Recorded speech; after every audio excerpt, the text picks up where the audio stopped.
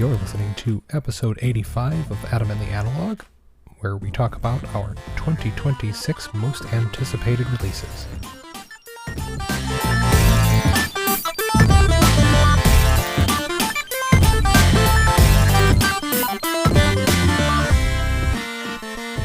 Hello and welcome to Adamantly Analog, the only board gaming podcast that you can assemble yourself from IKEA. I'm your host, Harrison Dunn. Yeah, you'll be cursing the entire time you do, though, won't you? I'm Corey Murphy.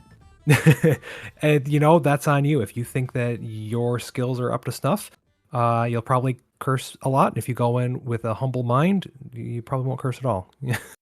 And, if IKEA would just add colors to their manuals, it would make it way better. But the one-dimensional black and white renderings of all of the pieces you're trying to put together always causes misunderstandings about what goes where. That's going to cost you. It's going to cost twice as much then. I know. Well, those color printers, they'll get you. Mm-hmm. Well, hey, we are into 2025 and... no, we're not. Oh, yeah. Hey, we are into 2026. I can't even say the date correct anymore, let alone write it. Don't even ask me to date anything. And we were still doing a podcast. And I was like, Corey, what should we talk about? Because we've just been doing top lists. And then you were like, hey, let's talk about more lists of games coming out in the next year. And I was like, yeah, let's do that. That sounds great. Yeah, well, it's what we do. We do lists. I'm excited. Specifically, this list is one of a kind. I mean, we can only talk about our anticipated 2026 games once or twice or three times or something, but once they come out, they're no longer anticipated, then they're already out. So this is the time to do it. It's January, Harrison. It's time to, Unless they never look ahead. Which That's might true. happen. That could happen with some games. Wow, don't even say that. Great.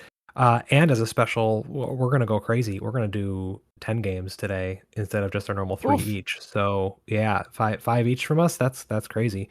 Which means we should get to it. But Corey, I got to know what you've been playing recently. Anything you want to shout out or talk about? Yeah, lots. I've been trying to explore new games in Board Game Arena, and I got to play Reforest, which was recently released on BGA, but it's actually a 2024 game, it looks like.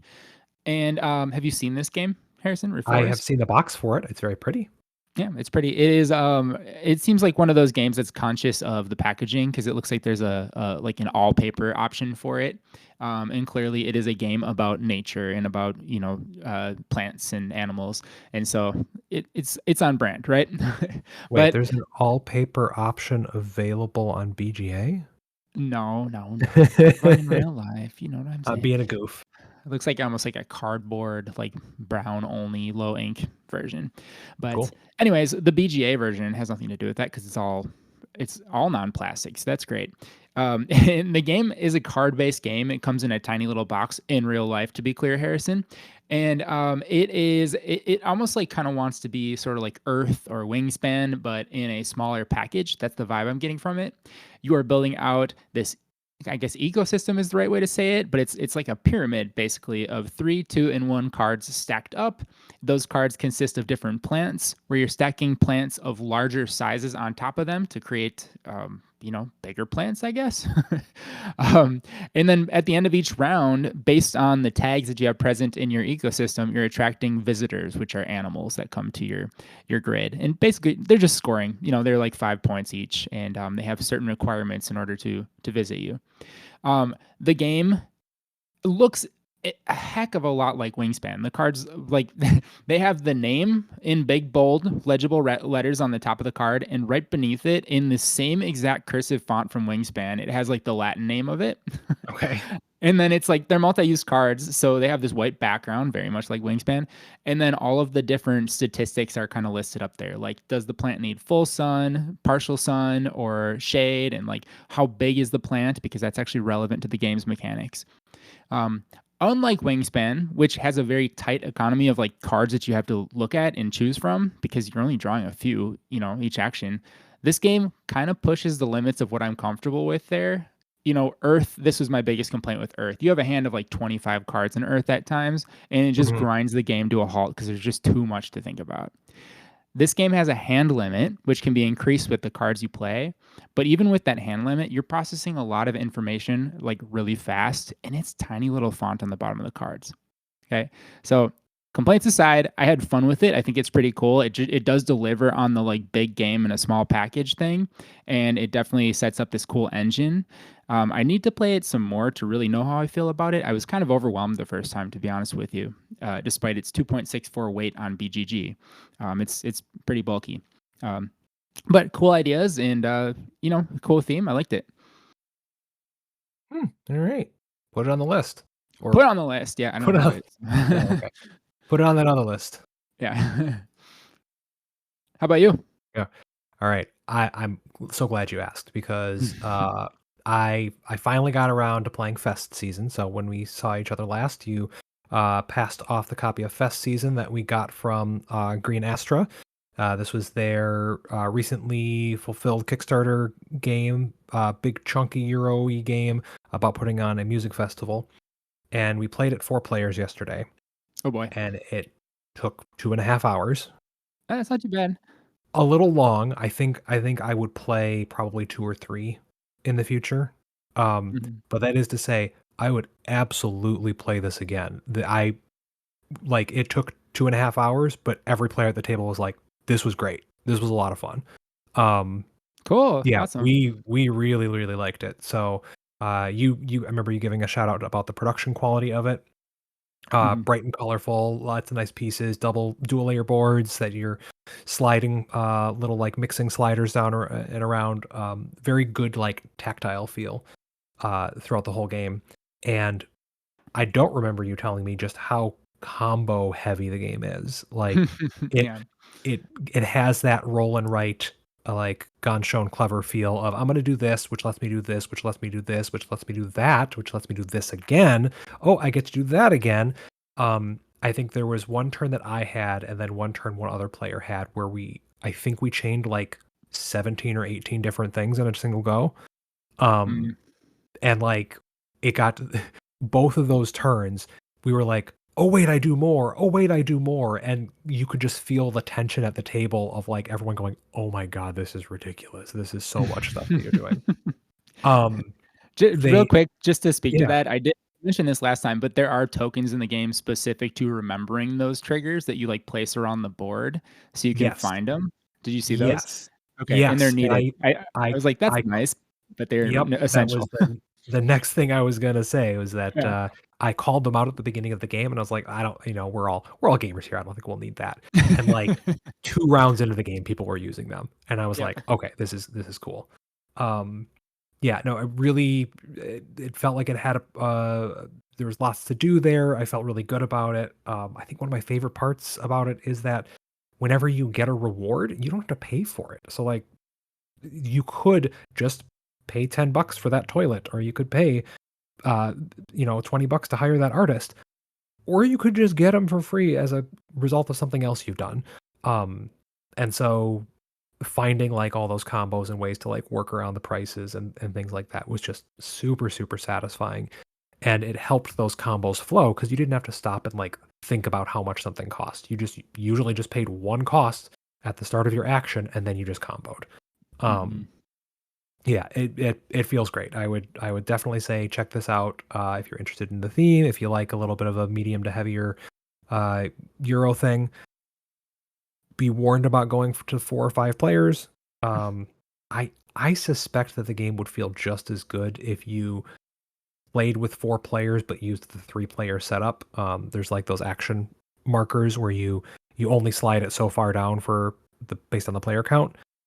And I think you could get away with using the 3-player slider for the 4 players or 5 players. Yeah, that might help with the game length. But I've only played it once. I haven't gotten to try that out, and I don't think I'm going to try 4 again. So we'll see. It even goes up to 5. Yeah, exactly. So yeah, it was a good time. I'm glad we got a chance to check this game out.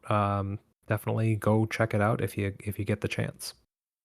Yeah, cool. That's good to hear. I was curious what you'd think about this one because it is on the bulkier side, on the heavier side. Yeah. For my group, 2.5 hours for a 4-player game would be a welcome sight because we tend to go like 3 to 4 hours on the first time through a big Euro like this one.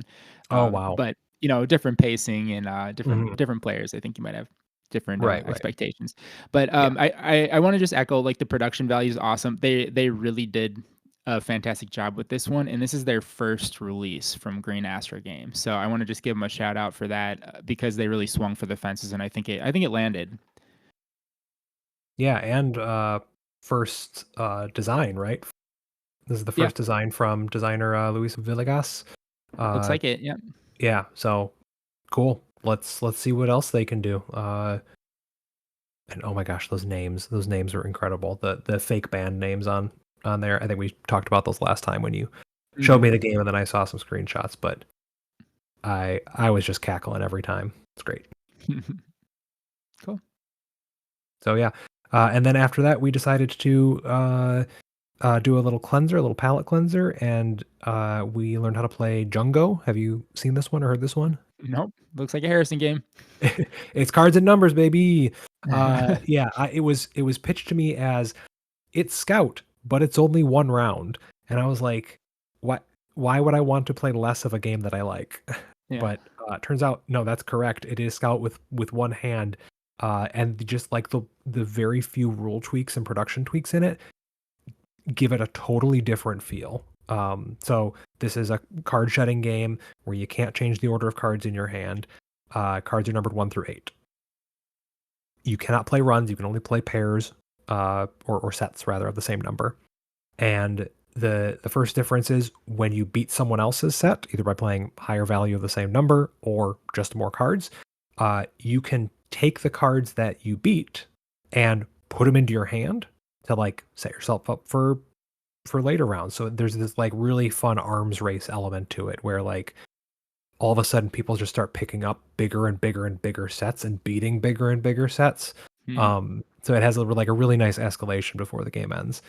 And then the other half is like if you can't play, you just draw a card from the deck.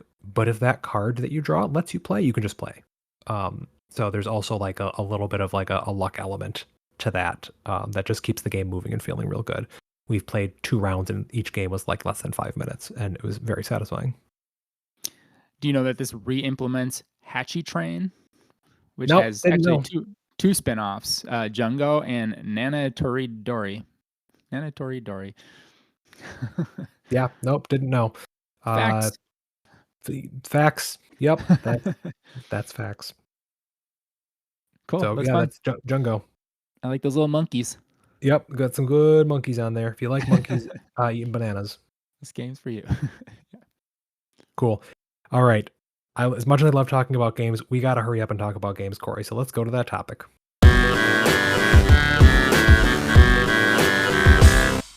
Today we are talking about the games that we are most excited for in 2026.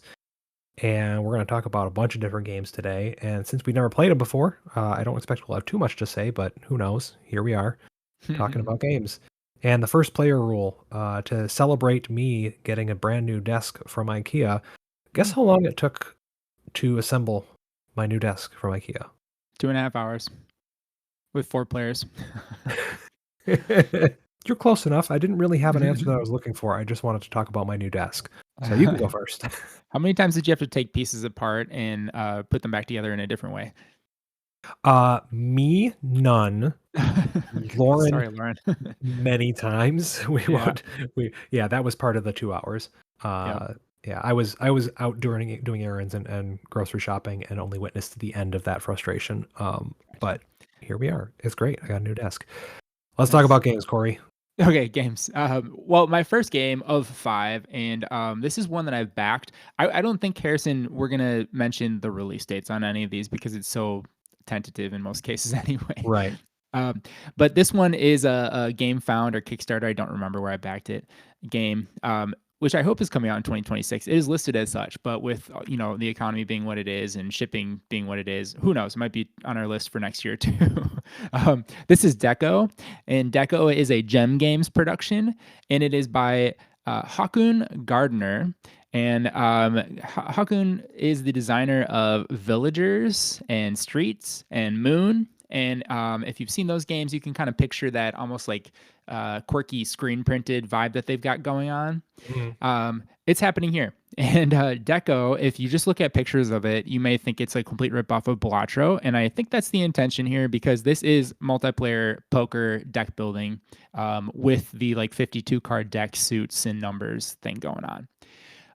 There are jokers just like there are in Balatro, and my understanding is that these jokers function like they do in Balatro. When you add them to your personal tableau, they have like an ongoing effect. Like they don't get shuffled into your deck; they just do a thing, and they add, they basically break the game rules for you. But you're playing like traditional rounds of poker here, and if you ever fold during those rounds, you get to select a new card from the flop, is what they call it, and add that to your deck. If you win the pot, then you collect the chips that are put in. You actually use poker chips in this game. And if you stay in and do not win, then you can purchase cards from the central supply. And so there's like costs on top of each of them on a little like card river, basically. And then like kind of as a default function of the game, players get to shed cards from their decks or remove cards from their decks permanently. So my understanding is that you start with 2 suits in each starting deck, 2 through 8. It's 14 cards. That sound right? Yep. Math. Yeah. And Yeah. no face cards. So it's a very small collection of cards. Having done some testing on this myself with my game, we start, starting with a 52 card poker deck, and you do in Balatro too. It's hard to get that feeling of deck building Yeah. as Oh, yeah. quickly because it's such a large pool that you're starting with. Mm-hmm. But yeah, that's kind of the gist of it. I won't go into too much depth because obviously I haven't played it yet, but I've watched some videos. There's a lot of resources online, including one very like peculiar AI video I came across. What in the heck is going on? Oh. So just be warned. But this one has a really cool look to it. The cards are very quirky. The art and design is really quirky, and similar to Balatro, they all have different effects and functions that are sort of described by their design on the cards. You see like a 9 of hearts taped onto a 7 of diamonds in this picture, for example, or Jack/4. So cool ideas. I'm interested to see how it plays. Yeah, I remember you shouting this out the first time when the campaign was active, and I was like, "Ooh, that is tempting." And I didn't end up pulling the trigger on it, but I'm glad you did because I'm interested to check it out when it comes in. Yeah, we'll play together for sure. Add it to the You're list saying. when it comes. Put it on the future list. Yeah. Put it on the list to be added to the list. All right. So again, that is Deco from Gem Games. All right. So the first game that I'm going to shout out is one I've also backed. I've backed 3 of the 5 that I'm going to talk about today on crowdfunding. So this was through I think it's GameFound, and this is from Arcane Wonders. It's Raz, A Dance of Love. This is from designer Mihir Shah and Shaleen Harlalkah. And this is a dice drafting game themed around the like ceremonial wedding dances or Indian wedding dances, with all the colorful dresses and dandiya sticks, which are like their dancing sticks. This game was introduced to me, or I heard about it through another developer at Gen Con. We just like kind of hung out and we're chatting. This is a game that he was super excited about. He got a chance to play test early on, and this game has the most appealing component in the world. And not only is it like super bright and colorful, but it's got a gear system in the middle of the table that determines the dice. And when you turn one of them, all 7 of them turn. And it's this really entrancing like circle gear system for drafting the dice. And from what I understand, you don't actually roll the dice that you're drafting. They're just represented by the 6 different wedges on each of these 6 different wheels. So the way that those are pointing out or pointing at certain elements are the things you have available to draft. And then you can manipulate the wheels that are on the cogs and then the cogs themselves. So there's just like a lot of moving parts to it. It looks gorgeous. I'm all about seeing brand new themes. I like dice drafting. This just looks like a total win for me. I'm very excited to check it out. That looks amazing. Right? Yeah. It's really fun. I just want to play with the pieces. I'm looking at the gears. There's like the 6 concentric circles spinning around the one in the middle, and man, what a cool idea. the moment you just see like a GIF or a video of that centerpiece turning, you're just gonna want to like play with it. Like it's very, very satisfying. And, like, with the concept art, they're showing the dancers, and, like, when the dancers spin, their dresses, like, naturally, like, spread out and, like, make these, Yeah. like, sort of colorful circles. So there's, like, a top-down, concept art image on the BGG of the dancers, and it, like, makes so much sense what this game is trying to convey. Yep. It's pretty, fantastic. I love it. Yeah, yeah. It looks incredible. So I'm very excited to see this out. Again, I don't have an exact release date, but I remember it. Oh gosh, I should have looked up when the campaign was so I can at least give people a thing. But you said don't worry about the publishing date. Yeah, Pretty sure it'll come out. Yeah. I just looked because I was curious. The campaign is still active, it looks like. So, I mean, you can still back it. Viewers, you Oh yeah, can, late backing. Yeah, yeah. that's always a Yeah. thing. So yeah, that's my number one pick. Raz, A Dance of Love. That's RAAS. Nice. All right, my number 2 pick, Harrison, I'm surprised this wasn't on your list. Bunny Kingdom Town. Have you heard of it? I heard about it after you put it on your list, and I gotta say I'm not sold on the 20 or on the two-player only games. Yeah, okay, I So that's understand yeah, that. yeah. And so yeah, that's what it is. Bunny Kingdom Town is a standalone two-player only game, which the designer or the developer, I should say, IELLO swears that it is not a Bunny Kingdom duel game. But I don't really see any evidence for that not being the case. It is, Okay. essentially like being a one-on-one game. It's a duel game, right? And I Yeah. don't care because Yeah. I like duel games. Duel games, for me, like when I'm thinking of like Splendor and Seven Wonders Duel, they tend to do a good job of iterating on the idea, but also expanding upon those ideas and adding more to it, with that experience under their belt. And this game does that. It seems like there's quite a bit like jammed into this box, which is smaller than the original Bunny Kingdom box. Um, but yes, intended for two players. I think that there's some really cool real estate here for two-player designs because Bunny Kingdom is this. I don't know if I would say like area control, but almost an area control game where you're trying to like get different lots around a grid board and connect orthogonally adjacent bunnies on the map. So this one has that. It's got a river that runs through the middle that kind of divides it into two halves, maybe break up some of that adjacency. But there's also this sort of modular setup. Like you can draw a different modular setup card that tells you where the resources are going to go at the start of each game. And there's quite a bit of different possibilities there. Other differences include rather than drafting cards, because in a two-player setting, that draft has to look differently in order for it to be interesting, right? There's basically like a river of tiles, and those tiles are like the buildings that you could construct. And on your turn, you're simply selecting one of those tiles from that pool, and then you can buy one of the possible lots at the top of the board. So the possible lots are like A5, and like that's the grid location that you get to place one of Mhm. your buildings. They have different costs. So in Bunny Kingdom, you don't have to pay the cost, you just draft the card. And this one, they actually have, like a sliding scale of cost depending on how long they've been left out there. And so that's happening. And then players are getting like kind of end game scoring cards that, sort of naturally each turn that gives them some secret objectives. So all of those concepts in original Bunny Kingdom were all sandwiched together. They were all represented by the same set of cards you were drafting. So you kind of picked like which sort of thing you were going to draft each time. Now they're sort of separated out to make it more strategic, I believe. So I like that they've taken the idea. They haven't just simply rehashed it for two players, but they've actually tried to, do things that you could do better with two players than with the multiplayer game, which Bunny Kingdom is a fantastic multiplayer game. And I like it playing it too. But yeah, the way you're talking about it makes me less skeptical of a two-player only game, and I'm sure I'll come around on those at some point. But Yeah. yeah, I like Bunny Kingdom, so if it's got a Karatistador in it, I'm down. Okay. I can't make any promises, but I'm seeing Street Rabbit, Home Bunny, Home Bunny, Okay. Status Seeker, Lock Keeper, Prince, Completionist. Yeah. So, and I don't think I mentioned this, but this game obviously is designed by the GOAT, Richard Garfield of Magic the Gathering fame. And that is Bunny Kingdom Town. Cool.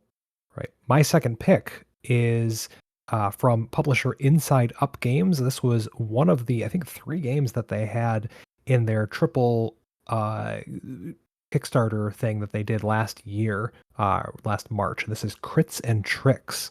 This is another cards and numbers game. It's a trick taking game, and it is different because the numbers aren't on the cards anymore. So you instead have dice. You roll dice, and you have a hand of cards, and then you play those suits and number combinations to do trick taking. At least that's what I understand from the Yeah. foggy memory of this.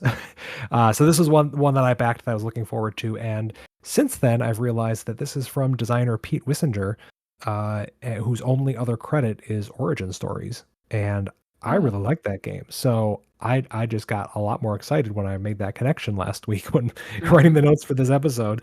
I was like, oh, okay, cool, yeah, I can't wait for this to come in.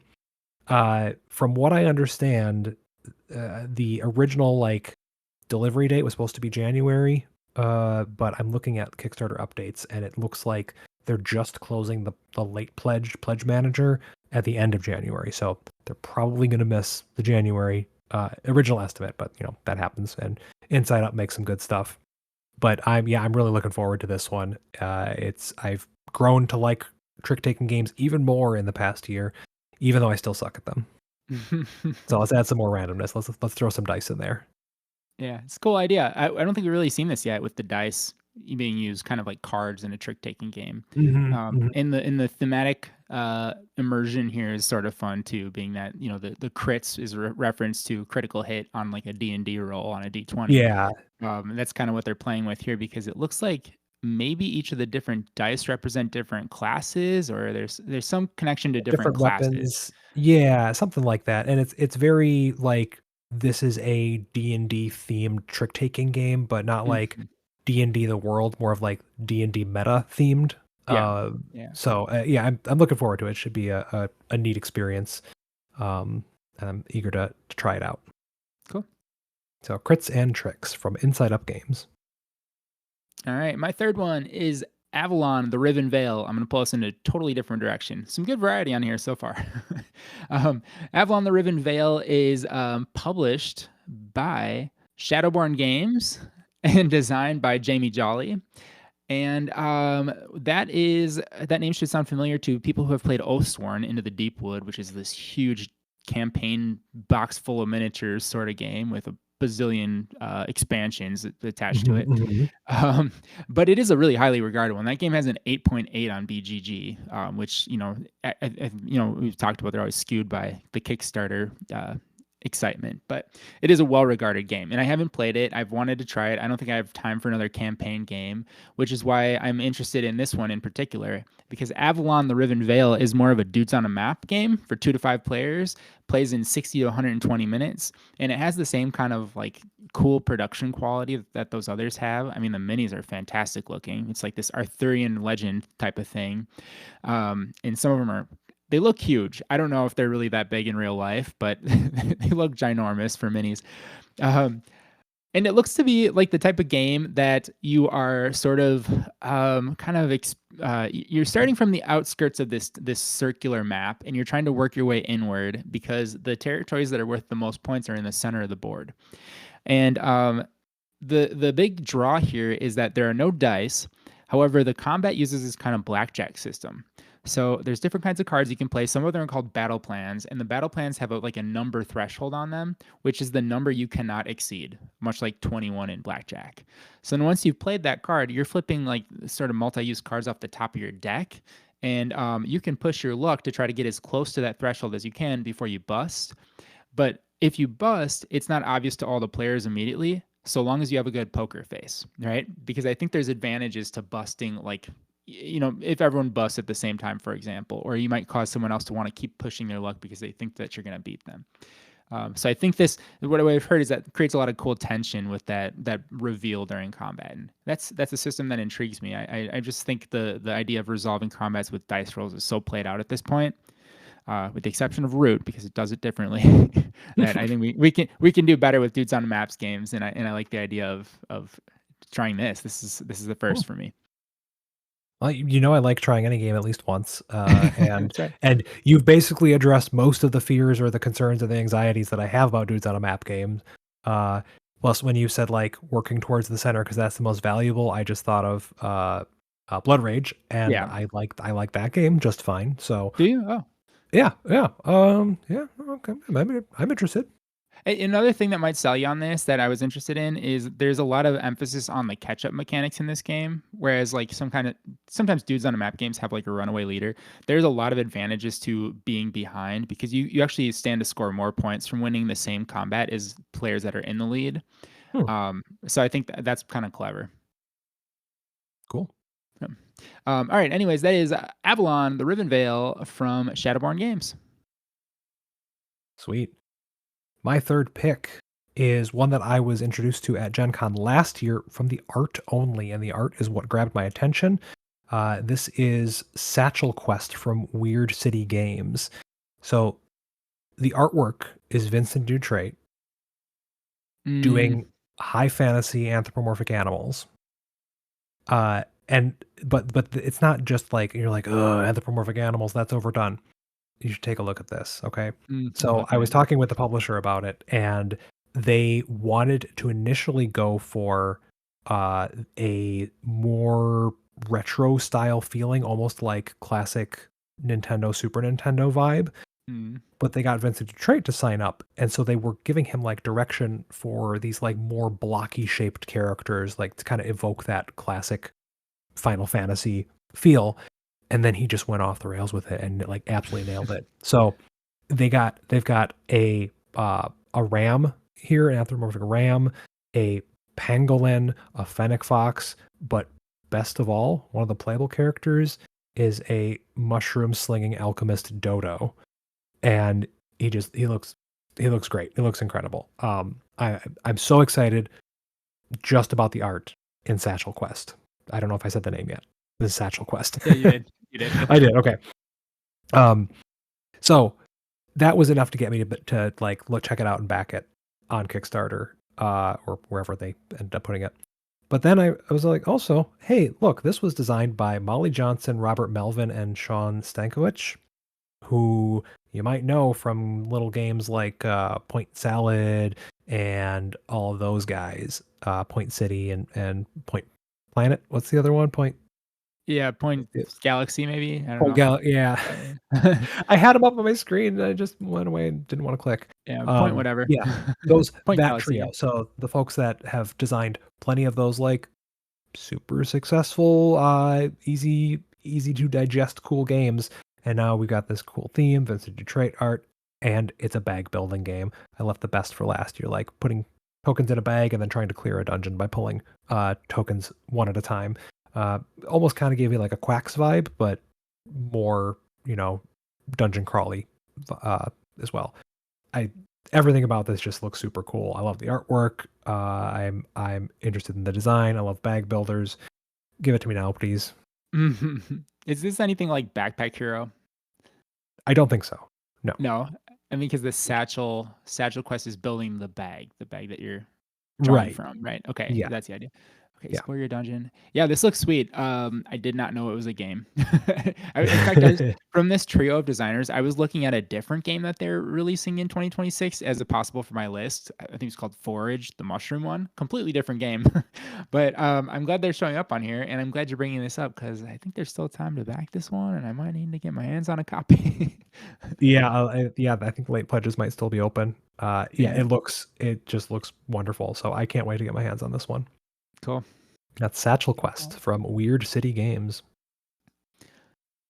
All right, my number 4, I think. Are we on 4? Yep, 4. Yep. Is Let's Go to France. Yeah. So it was clear that's that the they game name. Yes. Yeah. Let's Go to France. It was clear that they were trying to go this route with the Let's Go series, which it wasn't until now, because there was an exclamation point after Let's Go. So It was like, yeah, where are they going? They're going to add more, right? And now they are. And there's very little information about Let's Go to France, but I can tell you about Let's Go to Japan, which is one of my favorite games from the year of its release, which was last year.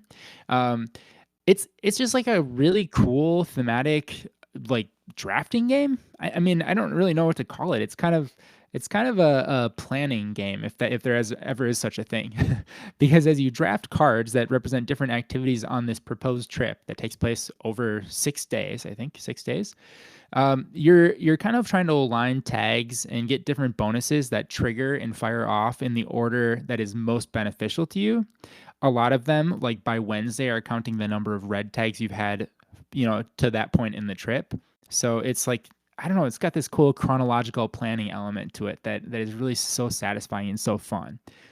As Harrison loves to say, the what is it? The thematic, you have a word for that. It's not like thematic immersion, but the what The is it? emergent storytelling. Emergent storytelling. Thank you. That's what I'm looking for. Yep. The emergent storytelling comes out loud and clear because the final act of these games is to tell your trip's story and like just describe where you're going to go. And as you do, you're like moving up the point track because you're scoring all of that stuff.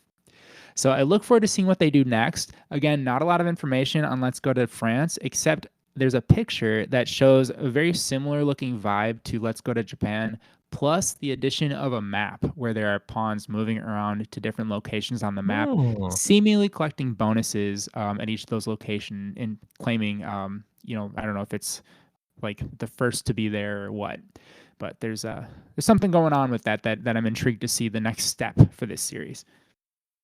Interesting. Yeah, I would like obviously they could just get away with changing the art and the names and releasing the exact same game, right? Mm-hmm. I think people would be jazzed enough about that. So I'm excited to see what they're doing with it, and I wonder if this is going to be like an iterative or additive process. Are they going to just like tweak things, remove things, or are they going to just keep on escalating? Because Mm-hmm. a big part of Let's Go to Japan is the trains, right? Timing your train trips back between the two cities, and that feels more thematic to Japan, whereas they have a lot. France is a much different geography, and Mm-hmm. so maybe that map is going to help flesh out that system or replace that altogether. Yeah, that's a good point. I'm looking at the cards here, and they all are the same color. So maybe that's forgone here for in favor of something else.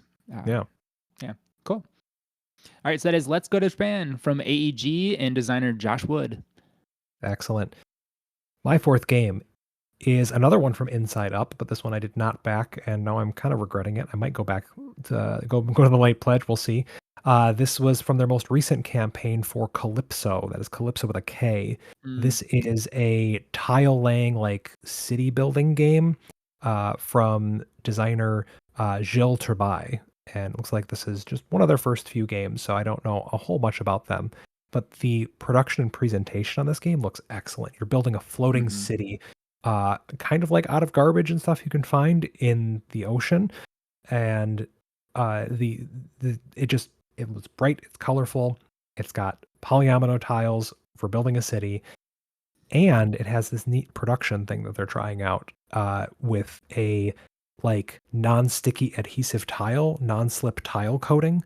So all of the tiles in the game, you can put them on your board, and then you can like pretty much pick up your board and tilt it at a 45-degree angle, and the tiles won't fall or shift. Mm. Um, so I like, not that adds a huge gameplay element, but it secures the gameplay. I'm really interested to see how that works out. I was following along the campaign and I'm interested. I'm invested in Inside Up. Those guys are very nice. They're like buddies with Thunderworks at all the conventions, so I make sure to talk to them and say hi every time we're at a convention. Um, and it looks like they've got a bunch of bangers right around the corner. I'm very excited. This looks fantastic. I've heard a lot of talk about Calypso, but this is the first time I'm actually looking at it. I don't know. Did you mention that you're stacking polyominoes on top of other polyominoes too? That No, seems to I be a I feature. didn't. There's polyomino stacking. Yeah, that Yeah. seems to be the hook here. And then it also mentioned cooperative and competitive modes and solo mode, of course. So that's Yeah. interesting. Yeah, I'm always a little bit wary of like, hey, we couldn't pick a mode, so here's three. Mhm. But I trust Inside Up and their team on that, and I'm always willing to be proven wrong on that apprehension because I want one to work well for it. Yeah. So I'm excited to check it out, and I'm more excited about solo games all the time. So if nothing else, I'd like to try it myself. Oh man. Okay, another one I've got my eye on. Thank you for that. Maybe you get one, I get one, and then we'll play them and trade them, and There or you just go. both get both. Yeah, Yeah. that is my fourth pick, Calypso from Inside Up Games. All right, my last one for today is Western Legends Stories. Western Legends is a game I've never actually played, and so this reboot of the game, and this one's more of a. It says a unique narrative twist on the acclaimed Western Legends universe. Seems to be, it is just destiny. I guess it's time. I got to give it a shot, right? This is a lot of people's favorite game of all time, Western Legends. It is a sandbox Western game where you're going around. You can decide to be a bandit or a bandit or a good guy, whatever that is in the Wild West. I don't know what you call that. Collect different weaponry and Bandito. bandito. Okay. Get horses and upgrade horses, level up. It almost seems to play out like it would be a video game. And so I kind of expect that more of that from Western Legends stories. The idea here is that this is played out over 6 thrilling episodes, it says, in which the settlement will grow from a remote trading post to a bustling bustling center of commerce, facing the challenges and opportunities that society brings. And so I'm looking at some of the photos here, and you can see that the board is made up of like these giant puzzle pieces, basically. And it's my understanding is that you start in the central part of this city, and as you expand out and you explore further outward, you're going to add more to the map. Again, much like a video game, right? And so I think that they're really appealing to that crowd, and I am I'm one of them, so I'm interested to check it out. Yeah, sort of a Red Dead Redemption vibe Yes, from it. yeah. Yeah. Have you played Oh, Western Legends at all? I have not. No. Okay. I Yeah. remember seeing Trey Parker on a YouTube video once, and he was talking about his favorite board games. Because did you know he's a board gamer? Trey Parker of South Park fame. That doesn't surprise me. Yeah. Yeah, and Western Legends is up there for him, so it's one of his top 5. Yeah, I Okay. like me a sandbox game. That one looks cool. Yep. That is Western Legends stories from publisher Kolossal Games and designer Herve Lemetre. Last one, game 10, my 5th pick. This is one that I didn't really know was a thing until you pointed it out in an episode in the past, and now I'm just like, I'm unbelievably jazzed that this is even a thing. Like, it's such a cool story that this exists, and I can't stop talking about it. This is Slay the Spire Downfall. So this is an expansion, not a standalone thing. I think it's the only expansion on this list. But I think it's going to be standalone. I think it's standalone. That would make sense. Slay the Spire Downfall, obviously an expansion for Slay the Spire, the the cool board game, big giant box of cardboard based on the video game, the hit deck building video game. And for those that didn't know, Slay the Spire Downfall is also based on a sort of an expansion for that. It's based on a community-made mod for the game. So there's a huge modding community around Slay the Spire. Someone made a version of the game where you play as the bosses and you fight your way down the spire instead. And so I've spent a lot of time with Slay the Spire, the video game. I've spent some time with Downfall, enough to be really excited about this. But the story of video game becomes board game, and then a fan-made mod for that video game becomes an official content expansion for a board game. That's super cool. Plus, more content for an amazing game. Why not?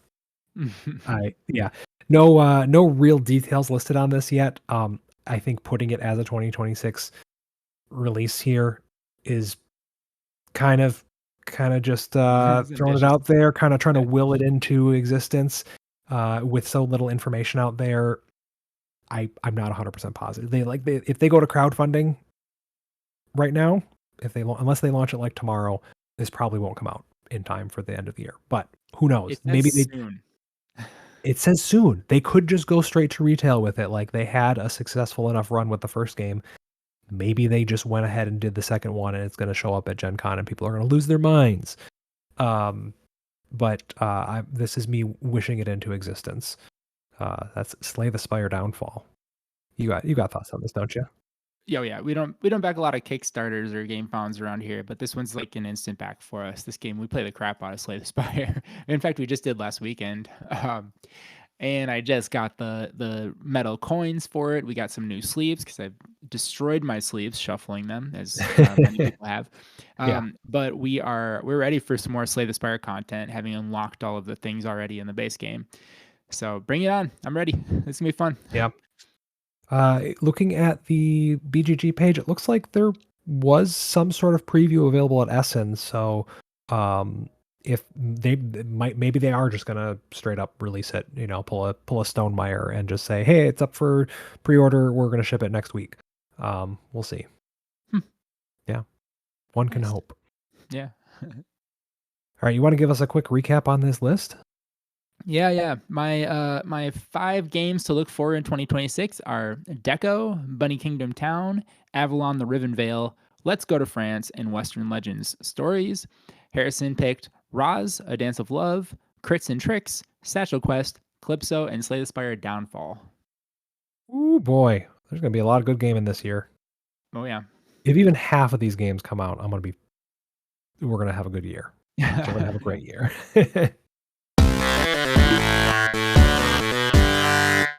That's another episode of Adamantly Analog in the bag, Corey.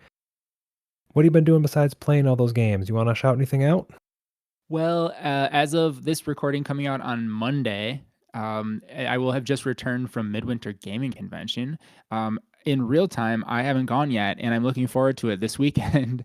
That is the local gaming and RPG convention in Pewaukee, Wisconsin, formerly in Milwaukee.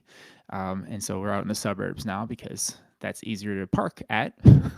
And I'll be running some Thunderworks games this weekend, so I'm looking forward to doing that, as well as playing my favorite of all time, Kemet, on Friday night. That is favorite convention game. Yeah, I don't agree with favorite convention game, but I'm excited for you to be playing board games and helping us out by demoing some games. Oh yeah. Lauren and I have been watching. We got into over the break here the College Humor Dropout series, Game Changer. Have you heard of this one? I've mentioned it before. No. It's sort of like a game thing? show. Yeah, no, they still are. They got their own streaming service, Dropout, which I was just like, what kind of service is this that only just offers their own shows? Well, so we watched almost all of Game Changer, which is a comedy like improv show where the rules of the game change every time, and it just does some incredible things from a game design perspective, and it's really funny. And then we started watching the spin-off show called Make Some Noise, which is more of like improv focused, almost like a Whose Line Is It Anyway? But I want to call it out specifically because they had Wayne Brady guest on an episode that we watched recently, and I was like, nice. oh my gosh, they went full circle. They went from, here's a show inspired by and spun off spun off from another show, but inspired by Whose Line. And then they got Wayne Brady to come on, and they did a whole musical episode where they had all the comedians who were also singers, and it was just phenomenal. So we've been loving Make Some Noise, and it is check it out when you get a chance. Very cool. Yeah, I will. I'm shocked that that's still on. I love Wayne Brady, dude. Whose Line Is It Anyway is always a fun show. It doesn't matter what kind of comedy you're into.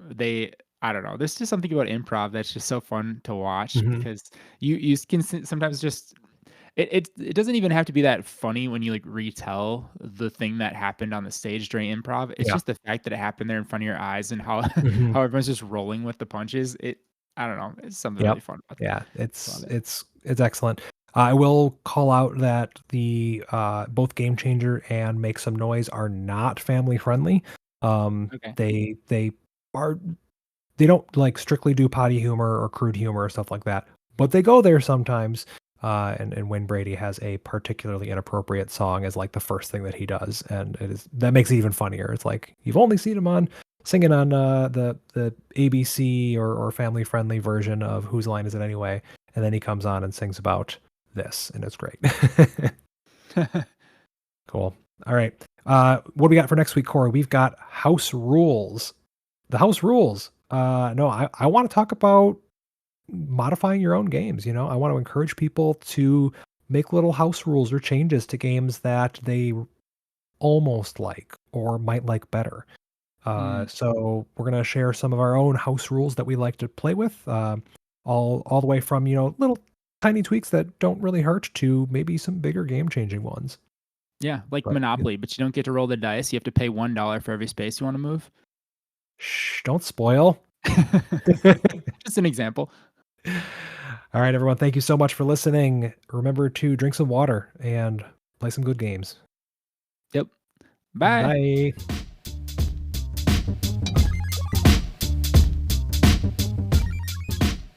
Adamantly Analog is Corey Murphy and Harrison Dunn. Original music and bumpers by Corey Murphy.